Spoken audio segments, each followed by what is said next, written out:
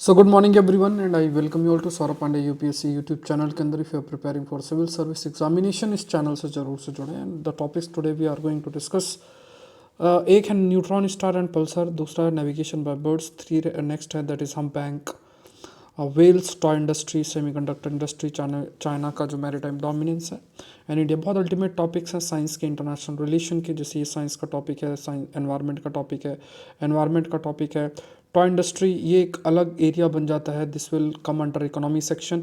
और जो नए इमर्जिंग एरियाज होते हैं वो बहुत इंपॉर्टेंट होते हैं इकोनॉमी की बात करें तो, क्योंकि इनसे मेंस के बहुत अच्छे प्रश्न फ्रेम होते हैं। तो जो टॉपिक्स हम लोग कवर भी करते हैं प्रीलिम्स प्लस मेंस दोनों ही, एंड प्रीलिम्स के लिए स्पेसिफिक मैं 5am सीरीज़ कवर कर रहा हूँ, तो मैं बार बार आपसे कह रहा हूँ कि उस सीरीज़ को आप लोग मिस ना करें।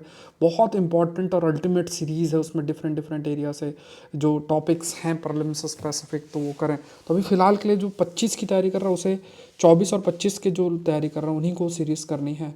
जो 26 की तैयारी कर रहे हैं बियॉन्ड की, तो आप अभी अपने स्टार्टिंग को कंप्लीट करें।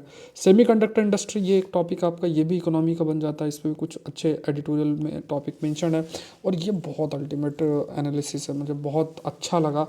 और इस पर एक बार हम लोगों ने कॉन्टिनेंटल जो डिलेमा जो है, एक शब्द का लग 1.5 साल पहले, आई थिंक 1 1.5 साल पहले एक डिस्कशन किया था, एक टर्म मैंने आपको एक्सप्लेन किया था, that is continental dilemma. India के लिए कॉन्टिनेंटल डिलेमा क्या है, अब उसका एक्सटेंशन हो रहा है और उसी एक आर्गूमेंट को हम लोग आगे भी कैरी करेंगे।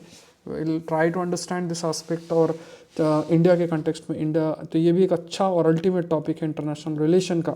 मेंस का टॉपिक, मेंस का जो क्वेश्चन मैं आपको देता हूँ वो रहेगा। तो देखो ये 15 नंबर में आपको लिखना है 250 शब्द के अंदर, India's technological growth depends on semiconductors and semiconductor industry has its own challenges, discuss करना है। ठीक है, तो ये 2 पार्ट है क्वेश्चन के। टेक्नोलॉजिकल ग्रोथ क्यों सेमीकंडक्टर पे निर्भर करती है, दूसरा पार्ट है सेमीकंडक्टर इंडस्ट्री के अपने चैलेंजेस क्या हैं। तो इसका आंसर आपको उसी हिसाब से लिखना है। कोई क्वेरी है तो आप मुझे इस नंबर पे रीच कर सकते हैं, आप मुझे मैसेज कर सकते हैं। And very important part, very important information, मैंने डिटेल्ड कोर्स करंट अफेयर्स का जो है वो लॉन्च कर दिया है। डिटेल्ड कोर्स का मतलब इसमें लगभग 50 से 60 लेक्चर्स होंगे, 50 to 60 लेक्चर्स होंगे, जिसमें इंटरनेशनल रिलेशन भी कवर होगा, polity, economy, geography, environment science, हर चीज़ कवर होगी। मतलब कंटेम्प्रेरी और एडवांस टॉपिक्स इन एरियाज के सारे कवर होंगे, वन लाइनर करंट अफेयर की बात नहीं है। और इसके साथ I will provide you 1000+ MCQs questions for practice. आपको PDF फॉर्मेट में वेल स्ट्रक्चर्ड आपको मिलेंगे एंड रिवीजन PDF भी मिलेगी। तो यहाँ पे सौरभ पांडे CSE ऐप या सौरभ पांडे UPSC.com में जाके ज्वाइन कर लेना। अभी 30% ऑफ है इसमें, अभी ये तुरंत ही मतलब रिपब्लिक डे सेल के बाद ये जो डिस्काउंट है रिड्यूस हो जाएगा। जो मेंटरशिप प्रोग्राम का हिस्सा है उनके लिए डिस्काउंट एक्टिव रहेगा, और फिर ये आपका रिड्यूस हो जाएगा। पहले 50 स्टूडेंट्स जैसे ही ज्वाइन कर लेंगे तो ये रिड्यूस हो जाएगा। तो अभी तक आपने ज्वाइन नहीं किया तो इसको ज्वाइन करना है। सिर्फ 24 की जो तैयारी कर रहे हैं उन्हीं को ज्वाइन करना है, ठीक है। जो 25 की कर रहे हैं प्लीज़ आप नहीं करें, आपके लिए फिर अगले साल हम लोग कोर्स कर लेंगे। अभी आप लोग को हिंदू और जो 5am सीरीज़ है उसको देखना है। बट ये मैंने कहा है कि जो 24 की तैयारी कर रहे हैं प्लीज़ इसको मिस नहीं नहीं नहीं करना है इस कोर्स को। और जैसा अभी 30% ऑफ के बाद प्राइस जो इसका लगभग 1800 है, तो 60 से डिवाइड अगर आप करोगे तो लगभग एक लेक्चर का कॉस्ट 30 रुपये पड़ता है, 30 रुपीज़। अब इतना तो 30 रुपये एक लेक्चर को प्रिपेयर करने में भी लगभग 2.5-3 घंटे का समय लगेगा। मतलब PDF प्रिपेयर करना, लेक्चर पूरा लेना, लगभग 1 घंटा 1.5 घंटे का एक लेक्चर होगा। तो ये 30 रुपये, अब आप खुद इमेजिन इस चीज़ को कर सकते हो। अब क्योंकि ये वन लाइनर करंट अफेयर्स नहीं है या फिर एक कोई मैगजीन को लेके करंट अफेयर्स नहीं, ये मेरे द्वारा जो कंटेंट दिया जाता है लास्ट 2 ईयर्स से, क्योंकि इस एरिया में मैं लगभग 5 ईयर्स के ऊपर हो चुका है, तो जो मेरे द्वारा कंटेंट आपको दिया जाता है उसका उसका पूरा एक रिवीजन और वेल स्ट्रक्चर्ड कोर्स है, सिर्फ 2024 की जो तैयारी कर रहे हैं उनके लिए। तो ये प्रीलिम से स्पेसिफिक भी होगा, ठीक है। मेंस के लिए फिर हम अलग से डिस्कस करेंगे। तो ये इस ऐप को डाउनलोड करके ज्वाइन कर लेना है, या सौरभ पांडे UPSC.com वेबसाइट पे जाके, लिंक जो है वेबसाइट का नीचे डिस्क्रिप्शन बॉक्स में दिया हुआ है और ऐप का लिंक भी नीचे दिया हुआ है। शुरू करते हैं। पहला टॉपिक है how physicists are making sense of the mystery of pulsar glitches. अगर आप 2023 के प्रीलिम्स को देखोगे तो उसमें नेबुला, पल्सर, मैग्नेटार ऐसा कुछ मैच द फॉलोइंग करके दिया, जो मैंने बहुत बार आपसे चर्चा और डिस्कस की हुई है। अब ये जो टॉपिक्स हैं जो न्यूज़पेपर के अंदर आते हैं, ये कोई अब जैसे किसी मीडिया में आपको देखने को नहीं मिलेगा। अब जिस तरीके से बदलाव या ट्रांसफॉर्मेशन न्यूज़पेपर्स में हो रहा है, खासतौर से द हिंदू के अंदर, तो इससे आपको आइडिया लगना चाहिए कि किस तरीके का नॉलेज बेस यूपीएससी को ज़रूरत है। क्योंकि ऐसे न्यूज़पेपर ऐसे तो नहीं देंगे, न्यूज़ मतलब कुछ भी लिख के तो नहीं देंगे उनको। अगर मान लो सिर्फ ऐसे ही पॉपुलिस्ट न्यूज़, जैसे यूट्यूब में बड़े बड़े जो टीचर्स हैं, वो जो सो कॉल्ड बड़े बड़े टीचर्स हैं जो एंटरटेनमेंट बेस्ड वीडियो बना देंगे ना, जैसे कुछ भी बना दिया जो कि एंटरटेनमेंट के लिए है, तो जो टाइम पास आपका करना है तो आप उसको देख सकते हो। बट जब आप एग्ज़ाम की तैयारी कर रहे हो तो वो वीडियोज़ आपके लिए नहीं, एग्ज़ाम के लिए रेलिवेंट नहीं है। तो अगर मान लो हिंदू न्यूज़पेपर और ये सब न्यूज़पेपर में भी वैसे ही एंटरटेनमेंट पॉपुलिस्ट वीडियो आर्टिकल्स ही आ जाए, तो उनको भी पता ही है फिर रेलिवेंट नहीं रहेंगे। जो यूपीएससी एस्पिरेंट्स हैं वो फिर पेपर को नहीं पढ़ेंगे। तो यूपीएससी के जो कंटेंट जो डिमांड हो रही है, इसी तरीके से अपने पेपर को भी इन्होंने ट्रांसफॉर्म किया है। क्योंकि मैं इस 5-6 साल से इस पेपर को रोज़ फॉलो करता हूँ, सेशन आपके लिए ले रहा हूँ, तो मैं आई कैन ऑब्जर्व दिस कि पहले एडिटोरियल ही था, अब टेक्स्ट भी डाल दिया, आईआर भी इम्प्रूव और बढ़ा दिया। उसका साइंस का special issue Monday to Friday आने लग गया, संडे को ज्योग्राफी एनवायरमेंट साइंस के स्पेशल इशू आने लग गया। तो ये चीज़ें आपको ऑब्जर्व करना चाहिए और अपनी प्रिपरेशन में ये चेंज भी करना चाहिए। चलो, लाइफ साइकिल स्टार के अगर आप देखोगे तो जो ये पूरा गैस ऐसा बॉल टाइप रहता है, तो ये इसे हम नेबुला कहते हैं। फिर इससे स्टार बनता है, फिर रेड जायंट है, प्लानिटरी नेबुला होता है, फिर वाइट ड्रॉप बनता है। अगर मान लो ये मास बहुत ज़्यादा है तो ये रेड सुपर जायंट बनता है, सुपरनोवा मतलब एक्सप्लोशन होता है। फिर आपका न्यूट्रॉन स्टार और ब्लैक होल होता है। तो ये न्यूट्रॉन स्टार और ब्लैक होल बेसिकली क्या है, एंड है, स्टार की अंत जो है, बुढ़ापा आप मान सकते हो।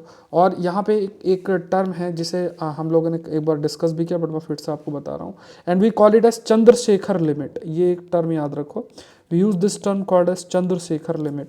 अब ये चंद्रशेखर लिमिट क्या है कि इसमें कहा गया कि जो मैक्सिमम मास है eight which a star near the end of its life cycle can become a white dwarf. मतलब जैसे मान लो इसमें कौन सा स्टार वाइट डॉर्फ बनेगा, जैसे ये वाइट डॉर्फ कौन बनेगा और न्यूट्रॉन स्टार या ब्लैक होल कौन बनेगा, ये डिपेंड करता है ये मास पे। तो अगर मास मान लो सोलर मास के 1.4 टाइम्स हुआ तो फिर उसकी अंत न्यूट्रॉन स्टार या ब्लैक होल के रूप में होगा। और अगर इससे कम मास हुआ तो फिर वो उसका जो अंत है वाइट डॉर्फ के रूप में होगा। तो ये जो कैलकुलेशन दी गई थी इसी को चंद्रशेखर लिमिट जो है कहा गया। तो यहाँ पे कहा गया कि मान लो स्टार्स डाई करते हैं और बहुत हैवी हैं, हैवी इनफ है, मतलब they are more than this Chandrasekhar limit, तो वो ब्लैक होल बनते हैं। एंड अगर ज़्यादा हैवी नहीं, they collapse just enough to form a ball of neutrons.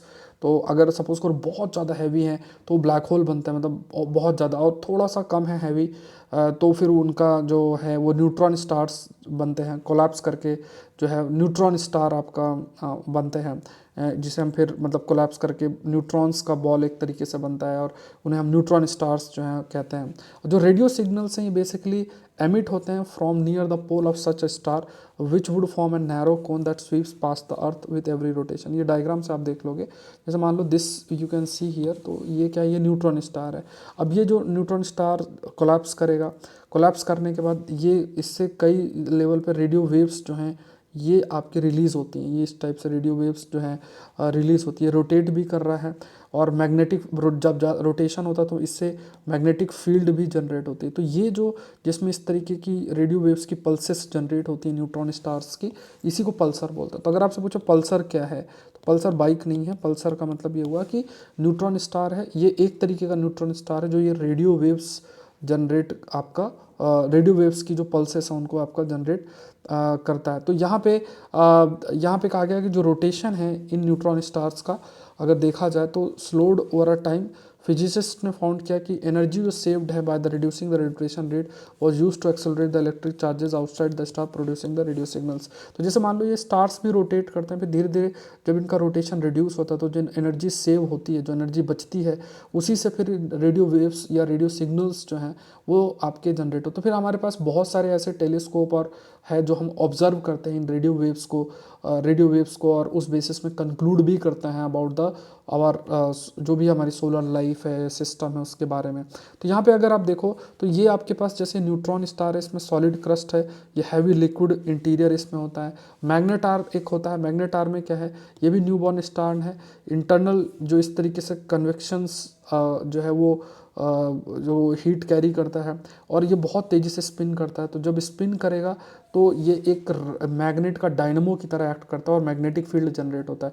तो जब खाली मैग्नेटिक फील्ड जनरेट होता है तो उस न्यूट्रॉन स्टार को मैग्नेटार बोलते हैं। और अगर सपोज करो कि उसमें फिर रेडियो वेव्स भी जनरेट हो रहा है तो उसे हम पल्सर बोलते हैं। और न्यूट्रॉन स्टार मैंने आपको एक्सप्लेन किया। तो देखो ये अगर आप देखोगे 2023 के अंदर भी इस पर प्रीलिम्स का एक प्रश्न बहुत अच्छा फ्रेम हुआ था। तो वो उसमें आपको मतलब अगर ये कंटेंट आप, क्योंकि हमने पहले भी इस चीज़ को कवर कर रखा था, तो पहले अगर आप जो है इस चीज़ को फॉलो किया होगा तो आपका ज़रूर से सही गया होगा। नेक्स्ट देखते हैं एविएशन नेविगेशन, ये एक टॉपिक है। अब देखो ये कोई न्यूज़पेपर वाले, मैं तो कोई आपको कहानियाँ नहीं सुना रहा हूँ, मतलब मैं आपको कोई हेडलाइंस नहीं सुना रहा हूँ कि ये हो गया वो बन गया है ना, उनको भारत रत्न मिल गया। उसमें मेरा पढ़ाने का क्या लॉजिक है? मतलब आपको खुद ही न्यूज़ पता चलेगा कब कर्पूरी ठाकुर है उनको जो है भारत रत्न दिया जा रहा है, या कोई मान लो राम टेम्पल है तो उनसे रिलेटेड कुछ ऐसा इवेंट हुआ है तो वो है। अभी मैं आज शायद आपको एक वीडियो डाल दूंगा जिसमें जैसे एक तो इथिकल एस्पेक्ट जो है लॉर्ड रामा के बारे में, वो एक वीडियो हमें जानना चाहिए। तो वो एक मतलब प्रोफेसर है, उनका वीडियो रिकॉर्ड ऑलरेडी हो चुका है, तो वो मैं आपको डाल दूंगा, तो आप लोग देख लेना। क्योंकि I am not that capable या नॉलेज नहीं है कि मैं आपको उसके बारे में कुछ जानकारी प्रोवाइड कर सकूं। कहीं से इधर उधर पढ़ के भी दे दिया लेकिन वो उतना अच्छा नहीं आएगा। जो कोई उस एरिया से बहुत समय से जुड़ा हुआ है तो वो ज़्यादा अच्छे तरीके से आपको एक्सप्लेन कर सकते हैं, एक इंटरनलाइज चीज़ें आपको हो जाएंगी। तो वो हमारे काम का है जो इथिकल डायमेंशन है, जो कि जीएस पेपर 4 में इंपॉर्टेंट हो सकता है। एक शॉर्ट में डाल दूंगा जिसकी 3 ऐसे जो एट्रीब्यूट्स होते हैं या ट्रेट्स होते हैं क्या हमें सीखने चाहिए लॉर्ड रामा से, तो वो शॉर्ट्स आज मैं डाल दूंगा, तो आप लोग देख लेना। तो यहाँ पे देखो एवियन नेविगेशन है कि बर्ड्स जो हैं उड़ती हैं, अभी इतनी दूर उड़ती है। अभी हमें कहीं जाना है यहाँ से, मान लो जयपुर से, इवन आपको जयपुर से उदयपुर भी जाना है तो वहाँ पे भी आपको मान लो किसी को रास्ता नहीं पता हो, ऐसा भी हो सकता है। ऑल दो हाईवे बना है फिर भी पूछ पूछ के जाएंगे, या फिर पूछते तो आज कौन ही है, आजकल जीपीएस का इस्तेमाल करके लोग अपना जहाँ पहुँचना है वहाँ पहुँच जाते हैं, तो ये रहता है। लेकिन ऐसा जीपीएस की सुविधा मतलब जो बर्ड्स हैं वो तो किसी से पूछ के नहीं जाएंगे, अरे यार साइबेरिया का रास्ता कहाँ है, अरे मंगोलिया में फंस गया मैं, ठीक है चाय पी लेते हैं ढाबे वाले से पूछ लेंगे। तो बर्ड्स ऐसा नहीं कर सकती। तो बर्ड्स कैसे नेविगेट करती हैं, तो ये एक चीज़ है। तो बर्ड्स नेविगेशन के लिए इनको कहा गया कि ये जो बर्ड्स होती हैं, जैसे इतनी सारी बर्ड्स मूव करती, तो एक इवेंट भी हुआ था कुछ साल पहले, उसमें कहा गया कि जैसे मान लो लाइक फॉर एग्जांपल जो मैग्नेटिक फील्ड होती है, तो मैग्नेटिक फील्ड से लिंक्ड रहता है। इनके ब्रेन में कुछ ऐसी चीज़ें होती हैं, रिसेप्टर्स टाइप आप मान सकते हो, जो कि अर्थ के मैग्नेटिक फील्ड के बेसिस में जो है वो अपने डायरेक्शन को चेंज करती है या नेविगेट करता है। तो ये एक इंटरेस्टिंग चीज़ होती है जिसके बेसिस में बर्ड्स नेविगेट करती हैं। मतलब जैसे मान लो कि बर्ड्स इस जगह पे समर की नेस्टिंग करेंगी, विंटर में यहाँ पे आ जाएंगी जहाँ ज़्यादा ठंड होगी। कुछ बर्ड्स यहाँ मान लो नेस्टिंग करेंगे और वो यहाँ आ जाएंगी। तो इतनी दूर, जैसे इतनी दूर ये बर्ड्स कैसे मूव कर जाती हैं, इनको रास्ता कैसे पता रहता है? तो ये अर्थ की मैग्नेटिक फील्ड को जो है इनका इंटरलिंकेज, इनके कुछ दिमाग में चीज़ होती है जिसके बेसिस में ये ईजिली आपका नेविगेट आपकी कर जाती हैं। So according to one of them, मतलब कई सारी चीज़ें इसमें एक चीज़ ये भी कही गई कि जो सन रेज हैं और डायरेक्शन ऑफ विंड है वो उन्हें हेल्प करती है नेविगेट करने के लिए। एक ये थिंकिंग भी रहती है, ये भी आपका कहते हैं। दूसरा मैग्नेटिक फील्ड के उससे भी ये जो है मूव कर सकती हैं। जो बर्ड्स हैं they have the ability to change in the atmospheric pressure, weather, earth magnetic field, जो अर्थ की मैग्नेटिक फील्ड है, वेदर है या एटमॉस्फेरिक प्रेशर है, उसमें जो बदलाव है उसको ऑब्जर्व कर सकती हैं। उनके ब्रेन का जो माइंड है वो मैग्नेटिक फील्ड को ऑब्जर्व करके मूव कर सकता है। नेक्स्ट देखते हैं, ये वेल है आपका, इसका नाम है हम्पबैक वेल। अच्छा, इसमें एक चीज़ याद रखना है, एक स्ट्रेट बहुत समय से न्यूज में आ रहा है, इसको मैंने याद भी आपको एक बार करा भी दिया अभी कुछ दिन पहले ही, गरलैचे स्ट्रेट कहते हैं इसको, गरलैचे स्ट्रेट। तो ये जो गरलैचे स्ट्रेट है कहाँ लोकेटेड है, ये आपका एंटार्क्टिका के अंदर लोकेटेड है। It is located in Antarctica. तो गरलाचे जो स्टेट है basically it is located in Antarctica region में लोकेटेड। तो ये एक मैच द फॉलो मैपिंग का आपको याद रखना। दूसरा हम्प बैक, दूसरा देखो इसमें देखो एक टॉपिक आ जाता है एनवायरनमेंट के लिए, that is hump back well. तो हम्प बैक वेल क्या है, इसकी पॉपुलेशन लेंथ लगभग 13 से 17 मीटर होती है, 40 टन की इसका वेट होता है। इसका एक टेक्निकल नाम भी है, दैट इज़ मेगाप्टेरा नोवेंजेलिया करके भी है। तो इसमें ये जो टर्म है जिसमें मेगाप्टेरा मतलब होता है बिग विंग्स, जो कि 1/3 ऑफ द साइज़, जो उसकी पूरी बॉडी लेंथ है उसके 1/3 साइज़ उसकी हो सकती है। ये 100 साल तक जी सकती है। इसे ओशियन के गार्डियन के रूप में भी कंसिडर किया जाता है। है। एंड ये भी कहा गया है कि क्योंकि ये बहुत सारे जो दूसरी स्पीसीज़ एनिमल्स हैं उनको बचाने में एक रोल प्ले करती है, प्रीडेटर से, जो कि जैसे किलर व्हेल्स है उनसे बचाने का रोल ये करती है। तो इसे कहा जाता है कि ये रक्षक है, शक्तिमान है, मतलब शक्तिमान तो नहीं, मतलब ये गार्डियंस ऑफ द ओशियन बोल सकते हैं। ये they are very vocal, both male and female. मतलब ये गाना गाते हैं। गाना गाने का मतलब ये नहीं है कि मेरे दिल के तार बजे बार बार, मतलब गाने का मतलब अपने जो भी अपना जो भी एक म्यूज़िक होगी उनकी, उस टाइप का जो है अपना गाना गाते हैं। एंड ये सॉन्ग जो भी होता है वो एक जनरेशन से दूसरे जनरेशन को ट्रांसफ़र भी करते हैं। तो अगर आपसे पूछे कि ऐसी कौन सी जीव है जो कि ऐसा वॉइस वोकल बहुत है और गाना गाती है, सिंग करती है, तो वो आपकी हम्प बैक व्हेल है। ये थोड़ा सा याद रखना, क्योंकि आजकल इंडियन फॉरेस्ट सर्विस भी आपके प्रीलिम्स के अंदर आती है, तो इसलिए थोड़ा सा प्रीलिम्स में एनवायरनमेंट के अच्छे क्वेश्चंस आते हैं स्पीसीज से रिलेटेड, तो ये अच्छे तरीके से आपके लिए ज़रूरी है जानना। अब देखो इसमें इंटरेस्टिंग चीज़ ये भी है, ये इसका वेट 5 एलिफेंट के बराबर हो सकता है, और it will fast during winters. तो मतलब विंटर से टाइम पे खाना नहीं खाती है, तो इसका काफ़ी फैट भी लॉस हो जाता है। और ये भी एस्टिमेट किया जाता है 90% जो हम्पबैक वेल्स हैं ये मतलब जब वेल्स का बहुत शिकार भी हो रहा था तो इनकी पॉपुलेशन काफ़ी आपकी कम भी हो गई। एंड जो नेचुरल प्रीडेटर है जो कि हम्पबैक वेल की को जो मारती है वो किलर वेल होती है, हंगरी किलर वेल है। ड्यूरिंग जो मेटिंग सीजन है, जो मेल हम्पबैक वेल है वो वेल सॉन्ग गाती है। ये ध्यान में रखना। जैसे एक अभी 2023 में भी एक पूछा था ना, कुछ एक टर्म यूज़ हुआ था किसी, तो ये आपको याद रखना, वेल सॉन्ग हम्पबैक वेल ही प्रोड्यूस आपकी करती है। और ये बहुत सारी वैरायटी ऑफ फिश को कंज्यूम करती है। And most diverse eating habits की बात करें, जितनी भी वेल्स हैं, जो ये वेल्स हैं, इनमें अगर देखा जाए कि सबसे ज़्यादा ऐसा डाइवर्स ईटिंग हैबिट किसकी है, तो ये हम्पबैक वेल की ही है। फिर देखो ये बहुत ज़्यादा बड़ा एरिया में माइग्रेट करती है। आप देखो यहाँ से लेके और अपनी मेटिंग के लिए ढूंढते ढूंढते जो है ये मेडागास्कर तक पहुँच जाती है। अब आप खुद सोचो, इंसान के लिए क्या, इंसान एक शहर से दूसरे शहर में भी मान लो शादी करनी पड़े तो वो थोड़ा सोचेगा यार कौन जाएगा इतनी दूर, ये सारी चीज़ें हैं। लेकिन अब ये देखो ये ढूंढते हैं, यहाँ पे कोई शादी.com और ऐसी कोई सुविधा भी नहीं है, तो ये अपना जो है जाते हुए और मेडागास्कर तक चली जाती है। लगभग 9800 किलोमीटर की जर्नी है। तो इस टाइप से ट्रैवल करती फीमेल है हम्पबैक आइडेंटिफाई, जो उनके शेप और मार्किंग होती है उनके टेल पे, उस बेसिस पे इनको आइडेंटिफाई आपका किया जाता है। ठीक है, let's move to the next topic. अब इसमें देखो क्या होता है कि अब यह एक है, ये एसबीआई की रिपोर्ट है इनइक्वालिटी के ऊपर, तो ये इकोनॉमी के अंदर हम नोट कर सकते हैं इसमें। तो एसबीआई की रिपोर्ट है इनकम इनइक्वालिटी के अंदर, तो इनकम इनइक्वालिटी के अंदर है रिपोर्ट। अब इसमें इन्होंने क्या किया है, पूरे में बताया कि जो भी रिपोर्ट है वो गलत है, इसमें ये गलत है, उसमें देखो ये हमारे काम नहीं है ना, हम उस चीज़ को कर सकते हैं ना लिख सकते हैं। अब कोई मान लो कोई इस एरिया से है, उसका इंटरेस्ट है, तो वो अपना पढ़ सकते हैं, लेकिन हमें देखना है कि चलो क्या बात बोली गई। तो मान लो कोई पॉइंट आपको लिखना है, इनइक्वालिटी, इनकम इनइक्वालिटी जैसी चीज़ों को, कुछ चीज़ आपको हाईलाइट करनी है, तो वहाँ पे इस रिपोर्ट को आप कोट कर सकते हैं। यही चीज़ हमें करनी। बाकी हमें ऐसा कोई उसका एनालिसिस में नहीं जाना है कि वो गलत रिपोर्ट है, उसमें ये चीज़ गलत है, अगर ऐसा है तो ऐसा क्यों नहीं है, ये हमारा काम नहीं है। ठीक है, तो यहाँ पे देखा जाए तो जो एक रीसेंट रिपोर्ट है स्टेट बैंक ऑफ इंडिया के द्वारा, उसमें ये कहा गया कि इनइक्वालिटी लास्ट डिकेड में फॉल की है, लास्ट 10 ईयर्स में फॉल की है। और कुछ ये ज़रूर से कहा गया कि अगर हम टैक्स पेयर डेटा को देखा जाए तो रिपोर्ट्स कहती है कि जो गिनी कोफिशिएंट है, गिनी कोफिशिएंट बेसिकली, जैसे इसमें मैंने एक डायग्राम भी डाला हुआ है, तो ये देखो ये गिनी कोफिशिएंट है। तो इसमें जैसे पॉपुलेशन और नेशनल इनकम, और यहाँ पे हमने ये किया, तो ये एक्चुअल इनकम डिस्ट्रीब्यूशन है, ये परफेक्ट इनइक्वालिटी, इनइक्वालिटी गैप है, ये आपका इनइक्वालिटी गैप है। तो यहाँ पे ये जो गिनी कोफिशिएंट है, बेसिकली इससे इनकम इक्वालिटी के बारे में पता चलता है। तो जैसे इनइक्वालिटी जो कितना है फ्रॉम जीरो, जैसे परफेक्ट इक्वालिटी अगर वैल्यू उसकी जीरो है तो परफेक्ट इक्वालिटी अगर टू वन, अगर वन वैल्यू है उसकी तो परफेक्ट इनइक्वालिटी है। तो ये जो गिनी कोफिशिएंट है इसमें फॉल देखने को मिला। इट मीन्स व्हाट, कि जो इनइक्वालिटी है उसमें आपका रिडक्शन देखने को मिला है। तो जो फॉल है इन गिनी कोफिशिएंट इज़ मोर और less empirically established bye SBI report. जो भी चीज़ें हैं फैक्ट वाइज बताया भी गया है। बट इसमें ये भी कहा गया कि but it has a polarization in income. अब इसमें देखो जैसे ये शब्द का क्या मतलब हो, जैसे काउंटर आर्गूमेंट क्या दिया गया है। अब देखो ये बहुत अच्छा वोकैब आपके लिए आ जाता है, that is polarization in income. इसको आप वोकैब के रूप में भी यूज़ कर सकते हो। मान लो पॉवर्टी, इनकम इनइक्वालिटी, सरकारी चैलेंजेस पे अगर आप कुछ लिखना चाहते हो, इकोनॉमिक सोशल जस्टिस पे कोई बात लिखना चाहते हो, तो उसमें पोलराइजेशन एक अच्छा शब्द है जो आप अपने आंसर में लिख सकते हो। पोलराइजेशन इन इनकम का मतलब है कि मान लो कोई, एक एग्जांपल लेते हैं, मान लो 100 लोग हैं और 100 लोगों को 100 लोगों में से जो है 80 लोग कोई इनकम नहीं, 20 लोग ही कमा रहे हैं, तो मतलब एक तरफा ही कुछ लोग ही की इनकम इंक्रीज हो रही है, ये पोलराइजेशन इन इनकम है।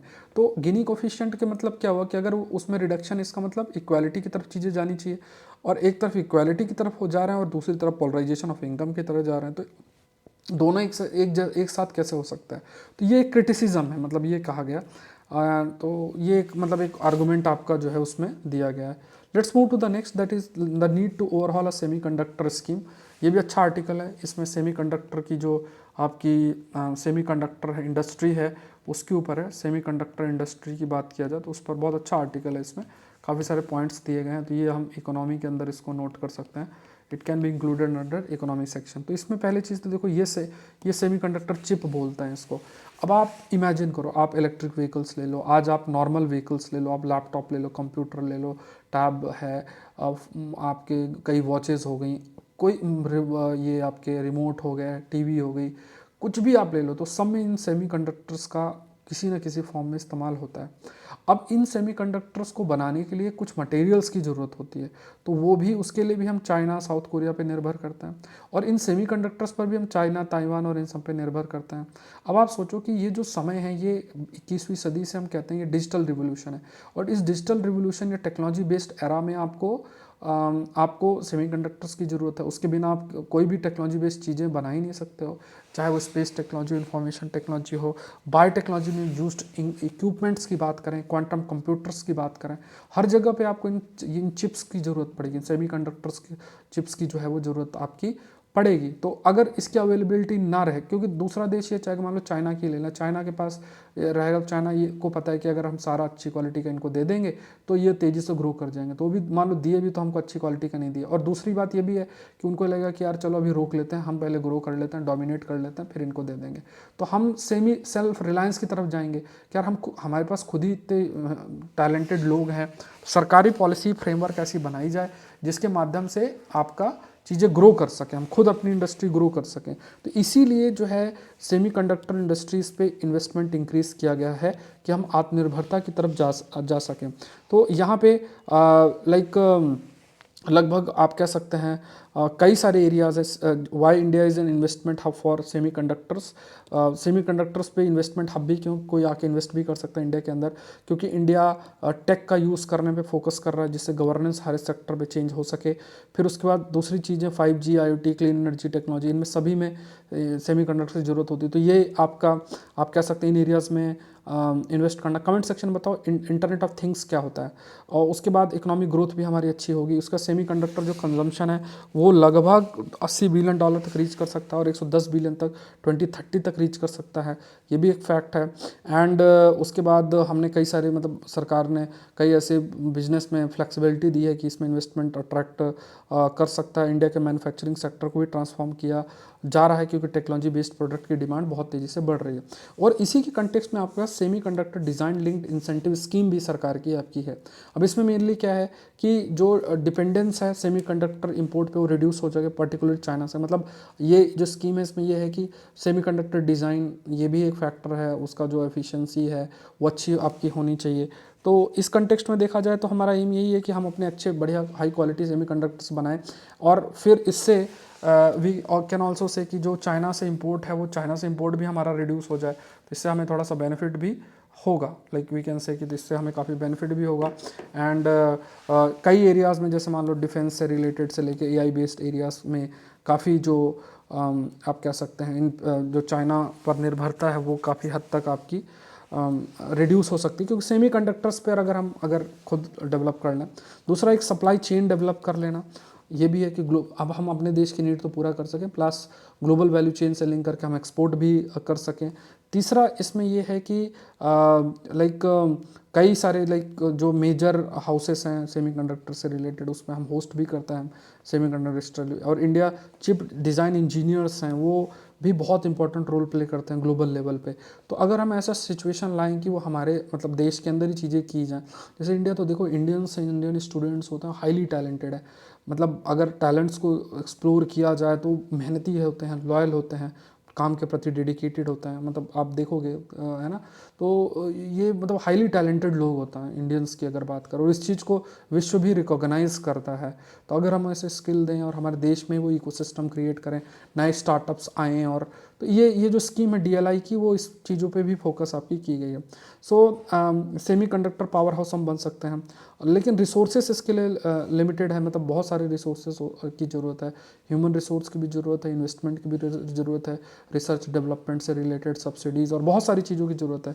Priorities for industrial policy should ensure that we like जो बेनिफिट्स हैं फ्रॉम आर इन्वेस्टमेंट, जैसे मान लो कोई इन्वेस्ट भी करता है तो भी देखता है लॉन्ग टर्म जो पैसा उसको कितना मिल पा रहा है पैसा इन्वेस्ट करके, प्लस फाइनेंशियल सपोर्ट कितना मिल पा रहा है, बैंक से लोन और ये सब चीज़ें कैसे आपकी की जा सकती है।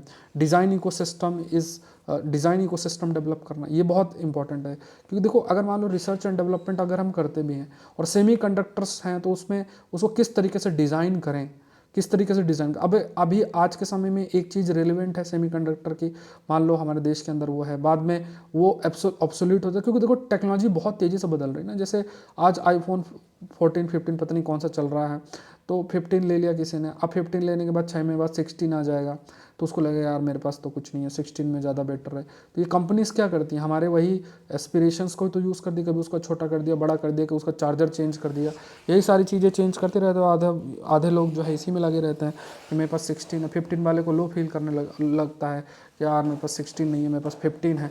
तो इस टाइप से अब 16 वाला फिर लो फील करने लगेगा 17 में। तो टेक्नोलॉजी यही टेक्नोलॉजी है आज के समय में, टेक्नोलॉजी आज है रेलिवेंट कल नहीं आपकी होगी। तो एक लिंकेज भी इस्टेब्लिश करना कि मान लो सेमीकंडक्टर का डिज़ाइन भी हो रहा है, प्रोडक्शन भी हो रहा है, मार्केट तक उसको लिंक करना, और प्रॉपर फिर असेंबलिंग इंडस्ट्री भी लेकर आना, जैसे जहाँ इस्तेमाल हो रहा है उसको प्रॉपर असेंबलिंग करना, ये सब चीज़ों पर भी हमें कार्य जो है करना पड़ेगा। तो एक डिज़ाइन इंफ्रास्ट्रक्चर प्रॉपर, जैसे मान लो कि जब आप डिज़ाइन करते हो तो डिज़ाइन करने के लिए एक इंफ्रास्ट्रक्चर भी चाहिए होता है ना, तो उसको प्रोवाइड करना, जैसे इलेक्ट्रॉनिक डिज़ाइन ऑटोमेशन टूल का इस्तेमाल करना, फाइनेंशियल सब्सिडीज़ जो है वो प्रोवाइड आपका करना, ये भी है। और जो बेनिफिशरी स्टार्टअप्स हैं उनको ये कहा भी गया है कि द स्कीम मैंडेट्स की जो बेनिफिशरी स्टार्टअप है, दे maintain their domestic startup for at least 3 years, 3 साल तक ही जो है वो अपना एटलीस्ट 3 साल के लिए उन्हें अपना डोमेस्टिक स्टेटस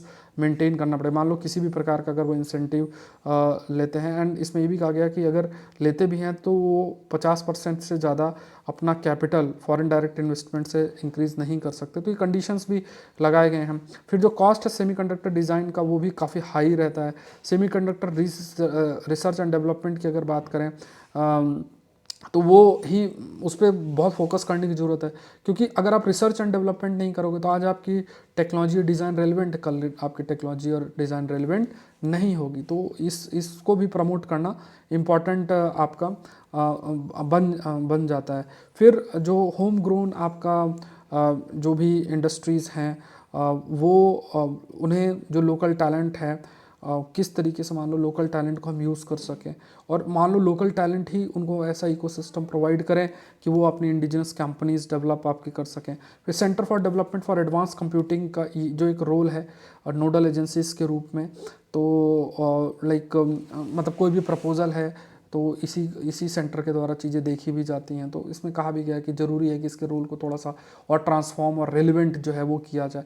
और इस आर्टिकल में बहुत ज़्यादा क्रिटिसिज्म भी दे रखा है, तो मैंने कहा कि कंटेंट हमें ऐसे फिल्टर करके पढ़ना है, ऐसा वो लाइन टू लाइन पढ़ेंगे ना तो बहुत नेगेटिव हो जाएगा, आपको दुनिया की भारत की कोई स्कीम ही अच्छी नहीं लगेगी, क्योंकि वो तो बहुत ज़्यादा क्रिटिकल हो जाता है ना। ये भी गलत है, वो इंडस्ट्री भी बदलनी चाहिए। तो वो थॉट प्रोसेस हमें, जैसे ना मैंने आपको कहा कि एक्टिविस्ट अप्रोच से नहीं पढ़ना है, एडमिनिस्ट्रेटिव अप्रोच से पढ़ना है कि ठीक है कुछ आपके पॉइंट्स हैं, कुछ सॉल्यूशंस। अब इसमें ही हमने देख लिया कुछ सॉल्यूशंस है, वही पॉइंट्स अगर आप लेकर चलोगे that is more than sufficient. ठीक है, let's move to the next, the larger message to New Delhi from red sea. बहुत अच्छा आर्टिकल है, बहुत अल्टीमेट आर्टिकल है ये, और एक बहुत अच्छा व्यू पॉइंट आपको दे रहा है ये अगर टॉपिक देखोगे ना तो एक बहुत अच्छा व्यू पॉइंट दे रहा है। तो इसको थोड़ा सा डिस्कस कर लेते हैं। तो यहाँ पे देखा जाए तो भी एक चीज़ आपने देखा होगा कि फिलहाल जो रेड सी रीजन में हो रहा है, तो ये जो हाउतीज़ हैं ये हाउथीज बेसिकली ऐसा हेलीकॉप्टर से ऐसा अपना जो भी कमांडोज होते हैं उनको यहाँ उतारते हैं, फिर जाके शिप को पकड़ लेते हैं। अभी ऐसा नहीं कि आगे जाके नाके में जो है जैसे गाड़ी के लिए वो बैरियर लगा दें और फिर वो रुक जाता है, ऐसा नहीं रोकते हैं। शिप को भी रोकने का तरीका होता है कि इतनी बड़ी शिप होती है और उसमें ही ये लोग कमांडो वांडो और ये जो भी इनके होते हैं ये अपने हाईली ट्रेंड होते हैं और वो जाके ऊपर चढ़ जाएंगे, मान लो कुछ ऐसे करके ऊपर चढ़ जाएंगे खूब सारे लोग, और जो भी क्रू मेंबर है उनको हाईजैक मतलब उनको जो है पकड़ लेंगे, फिर एक्सटॉर्शन करते हैं या मतलब अटैक कर देंगे, मिसाइल से अटैक कर देंगे। तो देखो आप खुद देखो ये जो रूट है ना, ये बहुत इंपॉर्टेंट रूट है, रेड सी वाला। तो ये देखो, ये बाब अल मंदेब है, ये यमन है, ये हाउथीज़ हैं, और ये शिप्स यहाँ से, तो जो भी शिप जाती है यहाँ पे हमला कर देते हैं। तो हमला कर देंगे, तो ये रूट इंपॉर्टेंट है, ये रेड सी है, ये सुएज़ कैनाल है। तो ये कहते तो यही है कि जो भी इसराइल के साथ रहेगा उस पर हम हमला कर देंगे। इंडिया के भी जो इंडिया की तरफ आ रही हैं मंगोलोर पोर्ट और इन सब में, वहाँ भी ये लोग हमला कर रहे हैं। तो ये सारी चीज़ें, अब आप इस चीज़ को समझना। अब देखो यहाँ पे अगर देखा जाए तो ये बहुत इंपॉर्टेंट रूट है, क्योंकि देखो ये सुएज़ कैनाल है। ये कमेंट सेक्शन में बताओ इसका नाम क्या है। तो ये इस टाइप से मेडिटेरेनियन सी में जाएगा, ये रेड सी आपका आ गया, ये बाब अल मंदेब हो गया, ये गल्फ ऑफ एडन हो गया। तो ये बहुत इंपॉर्टेंट रूट आपका आ जाता है। यहाँ पे हमला कर दोगे तो मूवमेंट नहीं हो पाएगा। अब देखना एनालिसिस बहुत अल्टीमेट इसमें दे रखा है, वो थोड़ा सा देखते हैं, ठीक है। ये थोड़ा एनालिसिस आप समझना कि कुल मिला के हाउथीज क्या कर रहे हैं। बाकी मैंने पहले भी बहुत चीज़ें डिस्कस कर रहा हूँ, मैं उसको रिपीट नहीं कर रहा हूँ। तो हाउथी जो टेरर अटैक है, जैसे MV चैम प्लूटो में हुआ था, ऑयल और केमिकल टैंकर है जो कि न्यू मैंगलोर पोर्ट में जा रहा था, Al Jubail port Saudi Arabia में है, वहाँ से। फिर MV साई बाबा का है जो कि गैबन ओन्ड है, तो ये भी ऑयल टैंकर था, इंडियन फ्लैट क्रूड ऑयल है ये। इसमें काफ़ी सारे इंडियंस भी थे। एंड फिर ये जो हुआ उसकी वजह से इंडिया के जो फॉरेन मिनिस्टर वो तेहरान पे गए, और क्योंकि देखो तेहरान मतलब ईरान ही इनको सपोर्ट भी कर रहा हुआ, तो इसको बोले यार आप क्या कर रहे हो। अब इंडिया का जो मिलिट्री रिस्पॉन्स है रेड सी सिचुएशन में, वो भी मतलब बहुत ऐसा नहीं है। इंडियन नेवी ने कुछ ऐसे, जैसे मान लो guided missile destroyer INS Mormugao, INS Kochi और इन सबको मैरीटाइम सिक्योरिटी को इम्प्रूव करने के लिए वहाँ पे रखा हुआ है। और ये जो पायरेट्स हैं या जो हाउथीज़ हैं उनको रोकने के लिए कि हम अपने शिप्स को सुरक्षा जो है कर सकें, प्रॉपर पेट्रोलिंग भी की आपकी गई है। अब देखो ये बहुत अल्टीमेट आर्गूमेंट इसमें कहा गया कि देखो भारत की जो युद्ध स्थिति है उसको हम ऐसे सोचते हैं कि इंडिया अगर वार फेस करेगा तो वो दो फ्रंट में कर सकता है। पाकिस्तान चाइना के बेसिस पे हम डिसाइड करते हैं कि बोले एक तरफ से पाकिस्तान पे हमला होगा, दूसरी तरफ चाइना पे हो सकता है। लेकिन इसमें एक चीज़ और इंटरेस्टिंग इन्होंने बोला कि भारत के लिए टू फ्रंट जो है ना वो ऐसा देश वाइज नहीं है, चैलेंज चाइना से ही है, बट एक होगा जो कॉन्टिनेंटल एरिया में होगा और दूसरा मैरीटाइम एरिया में होगा। तो यहाँ पे ये एक मतलब एक तो कॉन्टिनेंटल, मतलब जैसे मान लो कॉन्टिनेंटल का मतलब हो गया कि जो हमारे बॉर्डर्स है पाकिस्तान के साथ और चाइना पे, तो एक तो वहाँ से चैलेंज आएगा, एक फ्रंट वो होगा, दूसरा समुद्र वाला फ्रंट होगा। अब एक टर्म मैंने आपको बताया कॉन्टिनेंटल डिलेमा। अब जैसे देखो चाइना की स्ट्रेटजी क्या रहती है कि इंडिया को परेशान करके रखो, LAC LOC यहाँ पे परेशान करके रखो। जब तक इंडिया वहाँ पे अपना फोकस रहेगा तब तक मैरीटाइम एरिया में अपने डोमिनेंस को बढ़ा लो। और धीरे धीरे हर जगह हर पोर्ट में आप देखोगे, अभी हम लोग आगे डिस्कस भी करेंगे, तो वहाँ पे चाइना अपने प्रेजेंस को इंक्रीज कर रहा है। सो इंडिया मान लो बिजी रहे लाइन ऑफ LOC में या एक्चुअल कंट्रोल में, एंड मान लो कि कोई भी चीज़ है उसमें चाइना इन्वॉल्व करके रखेगा इंडिया को, लेकिन चाइना अपने जो प्रेजेंस है उसकी जो आर्मी है पीपल लिबरेशन आर्मी, उसकी जो नेवी की बात करेंगे तो वो अपना फोकस्ड रहेंगे। मतलब कि उनको ये है कि इंडिया को एक तो कॉन्टिनेंटल एरिया में इन्वॉल्व रखो और उनका उसका टेंशन जब तक वहाँ रहे तब तक मैरीटाइम एरिया में डोमिनेंस इंक्रीज करो, क्योंकि इंडिया उसी में अपना रखेगा। तो चाइना देखो उसने अपना डीजी बाउती के अंदर अपना प्रेजेंस बनाया है, ग्वादर पोर्ट में होगा, चाइना श्रीलंका का हम्बन टोटा पोर्ट भी हो गया, म्यांमार में आप देखोगे तो या याऊ पाऊ करके पोर्ट है, एंड यहाँ पे बे ऑफ बंगाल रीजन में भी जो अपने प्रेजेंस को और इंक्रीज कर रहा है, यहाँ पे भी जो है चाइना कंस्ट्रक्ट आपको कर ही रहा है। फिर उसके बाद आर्टिफिशियल आइलैंड्स एक्सपैंड कर रहा मालदीव्स के अंदर, ये भी सारी चीज़ें, यही तो मालदीव्स पे इसीलिए तो उसने ट्रांसफॉर्मेशन करवाया है। आप अगर मैप में इसको स्टडी करोगे तो इंडिया को चारों तरफ से मैरीटाइम एरिया में हर जगह पे चाइना अपने प्रेजेंस को आपको दिखा रहा है। तो अभी जैसे मान लो एंटी इंडिया सेंटिमेंट करते हुए जो प्रेसिडेंट है मालदीव्स के, चाइना विजिट किया था इसने, तो ये जो भी चाइना बोलेगा कि नहीं कल रात से तुमको चाउमीन खाना है तो वो बात मानेगा।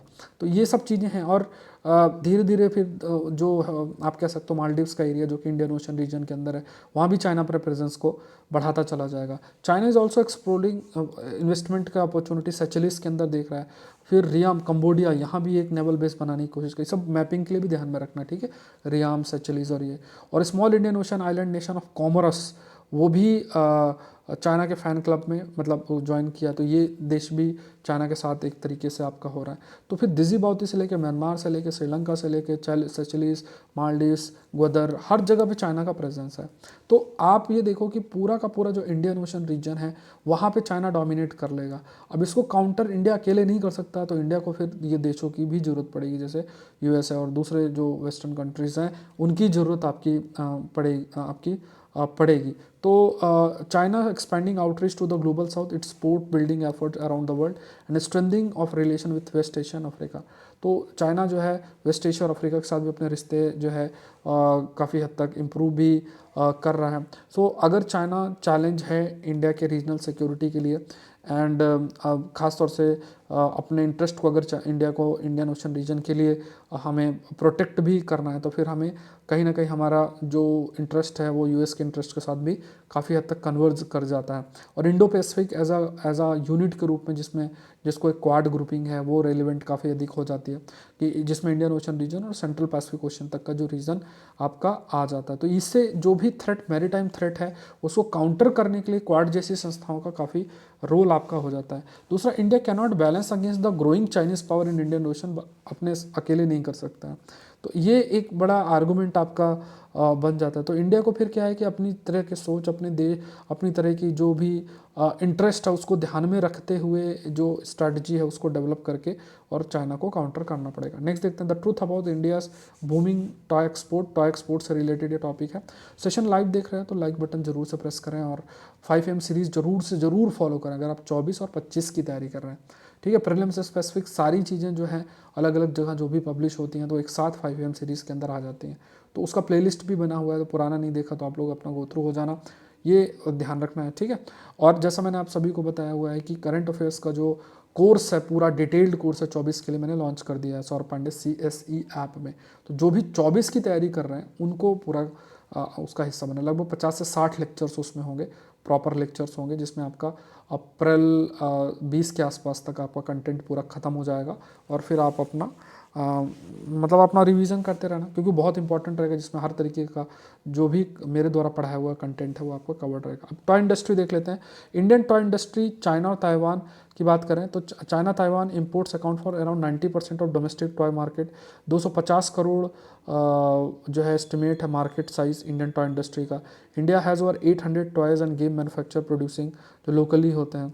तो 90% नॉन ऑर्गेनाइज्ड है। तो देखो ये कुछ फैक्ट्स हैं, ये आर्टिकल में नहीं लिखे हुए हैं बट मैंने एक साथ ऐसे स्लाइड्स में ऐड कर दिए हैं। तो ये कुछ फैक्ट्स हैं टॉय इंडस्ट्री से रिलेटेड। जैसे अब आप देखो घर पे एक बच्चा है तो वो टॉय लेकर आएगा, तो वो टॉय कैसे होंगे? ज़्यादातर मान लो ऐसे टॉयज़ होते हैं जो इम्पोर्टेड होते हैं, तो महंगे होंगे। अब हमारे टॉयज़ जो होंगे तो वो उनमें क्वालिटी भी है प्लस उसमें डाइवर्सिफिकेशन भी है, क्योंकि इतने सारे टॉयज़, क्योंकि बच्चा, इतने सारे बच्चे हैं, करोड़ों में बच्चे हैं, सबके टॉय एक एक भी यूज़ करेंगे तो कितना बड़ा मार्केट आपका बन जाता है।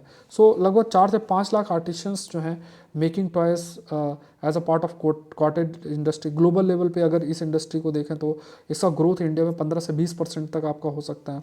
4000 टोटल टॉय मैन्युफैक्चरिंग यूनिट भी है, मतलब ये कुछ अलग अलग डेटाज हैं। 75% माइक्रो यूनिट है, 22% स्मॉल और 3% लार्ज यूनिट्स है। तो ये टॉयज़ हो गए बहुत सारे आपके, है ना, जब दुकान में जाते होगे तो देखा भी होगा। अब इंपोर्ट्स में अगर हम देखें तो बहुत तेज़ी से इंपोर्ट्स भी हमारा बढ़ता है ना, तो आप ये देखो ये इंपोर्ट तेज़ी से बढ़ रहा है।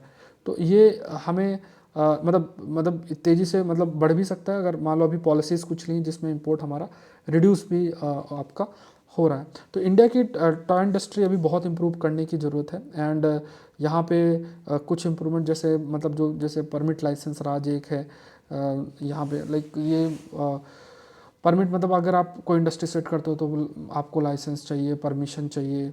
और अभी मेक इन इंडिया के तहत हम इंडिजनाइजेशन भी कर रहे हैं, आत्मनिर्भरता की तरफ हम जा रहे हैं। तो 2014 से लेकर 2022-2023 में जो टॉय एक्सपोर्ट है इंडिया में वो आपका इंक्रीज़ हुआ है। इंपोर्ट लगभग 52% से रिड्यूस हुआ है और इंडिया जो है नेट एक्सपोर्टर एक तरीके से बन गया है। इसमें कुछ लेवल पे अगर देखा जाए जो हमें ग्रोथ थोड़ा सा इंप्रूव करने की ज़रूरत है, तो पहला एक ये है कि the first being protectionist, rise in import duty could reduce the demand for toys. अगर हम मान लो हम इम्पोर्ट ड्यूटीज़ बढ़ा दें, है ना, मान लो इम्पोर्ट ड्यूटीज़ बढ़ा दी जाए, जैसे कई इकोनॉमीज़ के अंदर देखने को मिलता है, इम्पोर्ट ड्यूटी, जैसे कोई प्रोडक्ट हमारे देश में आ रहा है या हमारा प्रोडक्ट दूसरे देश में जा रहा है, तो इम्पोर्ट ड्यूटीज़ अगर बढ़ा दी जाए तो इससे भी जो डिमांड है टॉयज़ की वो रिड्यूस होगी। फिर नॉन टैरिफ बैरियर्स और imposition of non tariff barriers, तो नॉन टैरिफ मतलब कि हम इस देश से नहीं लेंगे या लेंगे तो इतना कम लेंगे, तो ये तो टैरिफ बैरियर होता है जो टैक्स कोई इम्पोर्ट ड्यूटी है सब लगा दिया, नॉन टैरिफ बैरियर भी एक है। फिर जो इन्वेस्टमेंट है वो हमारी कैपेसिटी को बढ़ा सकता है, लेबर प्रोडक्टिविटी को बढ़ाएगा, तो हमारी जो कॉम्पिटिटिवनेस है वो बढ़ेगा, ज़्यादा प्रोडक्शन होगा, एक्सपोर्ट भी होगा, तो ये देखना पड़ेगा। बट हम ये नहीं करें कि हम अपनी इंडस्ट्री के लिए जो प्रोटेक्शनिस्ट टेंडेंसी अपना दें या बहुत डिफरेंट टाइप्स ऑफ अलग अलग तरीके से हम इम्पोर्ट ड्यूटी लगा के प्रोटेक्शनिस्ट टेंडेंसी अपना लें। तो लिमिटेड पीरियड के लिए कर सकते हैं, बिकॉज ये कहा जाता है कि क्योंकि हमारी इंडस्ट्री अभी बहुत इनिशियल फेस में, तो हमें कम्पीट करने के लिए ऐसे इम्पोर्ट ड्यूटीज़ लगाने पड़ सकते हैं। बट ये प्रोटेक्शनिस्ट टेंडेंसी हमें अपनी इन्वेस्टमेंट पॉलिसी के साथ लेकर जाना पड़ेगा। लोकलाइज्ड इंडस्ट्री को जो है वो हमें डेवलप करना पड़ेगा, डोमेस्टिक कैपेबिलिटीज़ को हमें जो है वो बढ़ाना पड़ेगा, जिससे कि इंटरनेशनल कंपटीशन को हम फेस कर सकें।